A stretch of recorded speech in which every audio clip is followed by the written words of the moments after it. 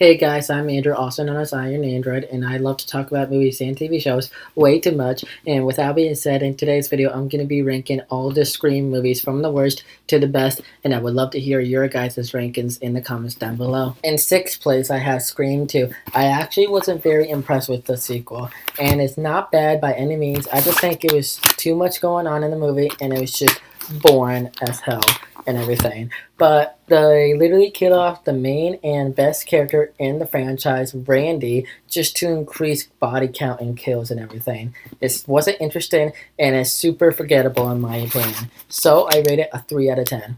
In fifth place, I have Scream 3. It is a very poor third movie, regardless to the first two, but I still enjoyed this movie more than the second one.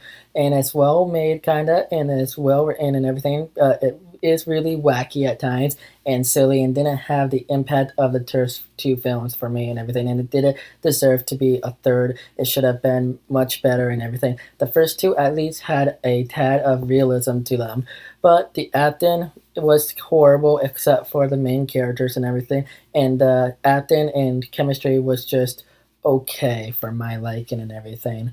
But other than that, I think I have to rate this a 4 out of 10. In fourth place, I have Scream 5, a great way to start back up the Scream franchise without doing with Wes Craven, R.I.P. Wes Craven. Continuing with the original continuation of yet another mass deal of insane people terrorizing some old and new faces and legacy characters. There's a bunch of scares, comedy, and twists and turns in this movie.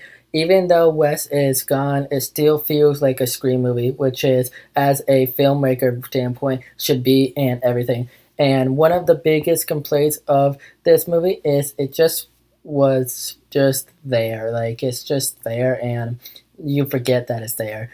But the characters were great and the acting was fantastic, which is why I rate it a 6 out of 10. In third place, I have Scream 1. If you're looking for a smart, self-aware horror film, this is the Scream movie for you and horror movie for you. The film came out at a time where the horror genre was dying out, and it was a breath of fresh air, delivering a unique and veteran cinematic experience with one of the most influential horror movies filmed directors ever. Wes Craven does a fantastic and excellent job in keeping the mysterious aura to start to finish and elevating the suspense in every scene, combined with a well-written screenplay by Kevin Williamson. Sorry if I butchered the name, that manages to bring the self-referential commentary of the Scream horror genre while also embracing its tropes. Scream manages to bring a new life to an already dying genre, and it still holds up even after 23 years and everything.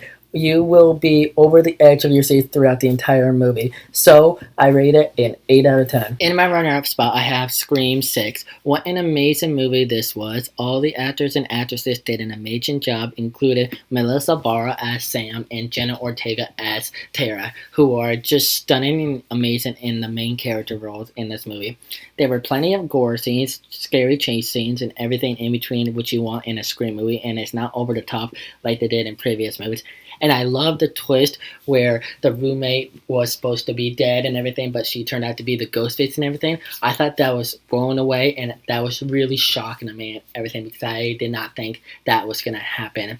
And I would like to say that Samara Weaving to have been in this movie no longer, but I get why they did what they did and everything. But I also like how this movie brought back Gale Weathers and everything, and that was super clever, and they killed her off, or I don't know if it said they had to do whatever, but I think they said that Gale Weathers survived, but I'm not sure because I think I missed that part. But if she did, cool, but I think it would have been good if she did die. But you got to stick around for the post-credit scene. It is out of this world and everything, but once it is super cool, it gets super good and is super invested. This is the Scream movie that I get the most invested in. But other than that, I rate it a 9 out of 10. But in first place, I have Scream 4. I genuinely was shocked at every twist and turn in this movie. The atmosphere of the classic and unique horror environment, abandoned barn, hospital, parking garage, etc., really adds to the movie and the filmmaking in general. And it was a throw-in, adding the self-aware of the slasher genre and everything. I really enjoyed that. the movie itself is also like the predecessor, a standalone that is well deserving of a watch by anyone. Yet for a long-time horror fan such as myself, the self-expensive of everything and the horror truth from the brilliant mind of Wes Craven, R.I.P. Wes Craven, that helps make this movie stand out. Not to mention the rival performance given by the Scream trio of returning characters as well as supporting roles. It was super cool. I loved the growing up with this franchise that I had, and I can't wait to see more worthy witches, everything that Wes Craven and his team provide, even though Wes Craven has died. But it is super fun, and this is the movie that genuinely was most shocking to me when Jill, Sydney's cousin, was Ghostface and everything. That to me was super interesting, and that was one of the biggest twists I was not expecting. But other than that, I rate this a phenomenal 10 out of 10 Scream movie. But with that being said, guys, I'm Andrew, also known as Iron Android, and if you enjoyed this video and you want to see more like it, make sure you like, subscribe, comment, and turn on notifications so you don't miss a single upload. Also, if you haven't already, subscribe to my gaming channel. Me and my buddy Preston rebranded it, and now we're running it together as the Gaming Duo, and I'm posting every day on Wednesdays over there, and he's posting on Mondays every single week over there. But also follow my TikTok, link will be in the description for both of these things. And for now, I'll see you guys in my next video. Peace.